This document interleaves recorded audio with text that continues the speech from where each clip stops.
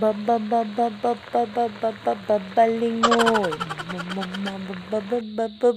Babalingoy. Masasapog. Sige na naman ang ribok baga kang kataning mi. Para ako nagkuha kay ning tanom niya. Tatanaan ko man sana kung masiram para diit. Grabe naman ang kadustaan kay ni. Tatawan ko man pag naluto na. Aber daw, taubakan. Ang pag-ubak patay kay ni uluway-luway sana. Takong malugad baga kita. Paano na? Pagkatapos mong ugasan, pwede mo na siyang pidasuhon. Ngani magdakol. Kanganing gabos ka mo makakaon. Bukod na ikasa ng makaon. Grabe ng kadustaan niya.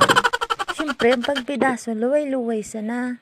Takong malugad ka, bata ka patal mo. O, nailing mo an. Bako, susarong putol ba, naging anom na pidaso. Di anom na ka mo makaon. Kaya, saro yan sa mga sekreto na dapat maukudan mo. Bako na, ikasa na pirmi na kaisi. Lalo na kung may buysita ka mo. Bakulaw na pagtipid ang magigibo nindo. Sekreto ta sanaan, di mo pagsabihin sa iba.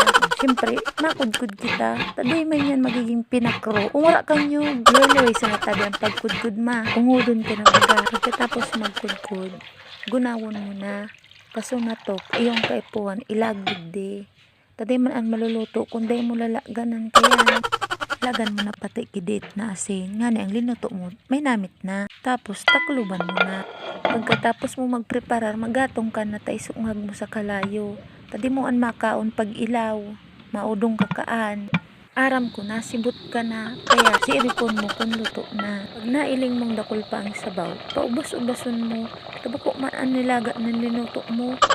Pinakro yan. Ang importante kaan, luto. Kapag ikang naudong ka yan, kinaon mong ilaw, ako pa ang basulong mo. Kasalan ko pa ang kadustaan mo. Pag luto na, pwede mo nang kaunon. I-plating mo na. So, pinakamagay na plating. Yung mga akit biyong iba.